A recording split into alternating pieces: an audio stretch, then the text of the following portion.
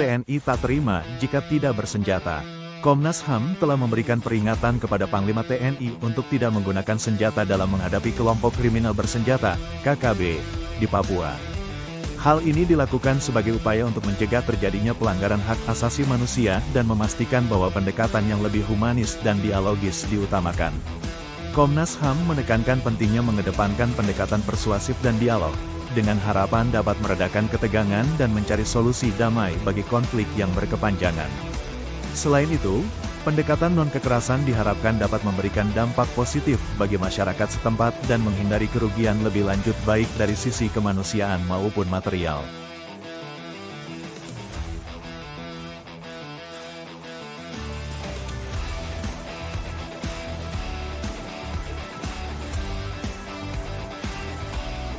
Penyelamatan anggota melalui jalur udara dari kelompok kriminal bersenjata, KKB, merupakan operasi yang kompleks dan berisiko tinggi. KKB sering beroperasi di daerah terpencil yang sulit dijangkau melalui jalur darat, sehingga evakuasi udara menjadi pilihan yang lebih aman dan cepat. Proses ini melibatkan koordinasi yang cermat antara unit militer atau polisi dengan tim udara, untuk memastikan keselamatan semua pihak yang terlibat. Penggunaan helikopter atau pesawat ringan seringkali diperlukan untuk menembus medan yang sulit dan menghindari potensi serangan dari KKB. Penyelamatan udara juga memerlukan analisis intelijen yang mendalam dan persiapan logistik yang matang, agar operasi dapat berjalan lancar tanpa insiden yang tidak diinginkan. Meski penuh tantangan, penyelamatan melalui jalur udara seringkali menjadi harapan terbaik untuk menyelamatkan nyawa dan membawa anggota yang terjebak kembali ke tempat yang aman.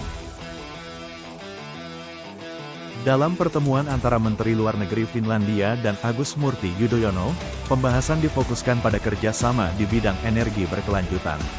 Kedua pihak menekankan pentingnya transisi energi menuju sumber yang lebih ramah lingkungan dan efisien. Menlu Finlandia mengungkapkan ketertarikannya untuk berbagi teknologi dan keahlian Finlandia dalam energi terbarukan, seperti tenaga angin dan bioenergi, yang telah terbukti sukses di negaranya. Agus Murti Yudhoyono, di sisi lain, menyoroti peluang yang ada di Indonesia untuk mengembangkan sektor energi terbarukan, mengingat potensi besar yang dimiliki, termasuk sumber daya matahari dan panas bumi. Pertemuan ini menandai langkah awal dalam memperkuat hubungan bilateral di bidang energi dan menciptakan peluang investasi bersama yang berfokus pada pengurangan emisi karbon dan peningkatan penggunaan energi bersih.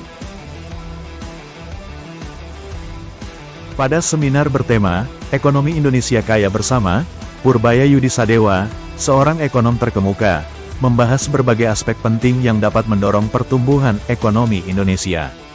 Beliau menekankan pentingnya pemerataan ekonomi dan pengentasan kemiskinan sebagai pilar utama untuk mencapai kemakmuran yang inklusif. Purbaya menyoroti peran strategis sektor UMKM dalam menciptakan lapangan kerja serta meningkatkan daya saing produk lokal di pasar internasional. Ia juga menyarankan peningkatan investasi di sektor pendidikan dan infrastruktur sebagai langkah kunci untuk memperkuat fondasi ekonomi nasional. Dengan pendekatan kolaboratif antara pemerintah, swasta, dan masyarakat, Purbaya optimistis Indonesia dapat mencapai pertumbuhan ekonomi yang berkelanjutan dan merata, sehingga setiap lapisan masyarakat dapat merasakan manfaatnya.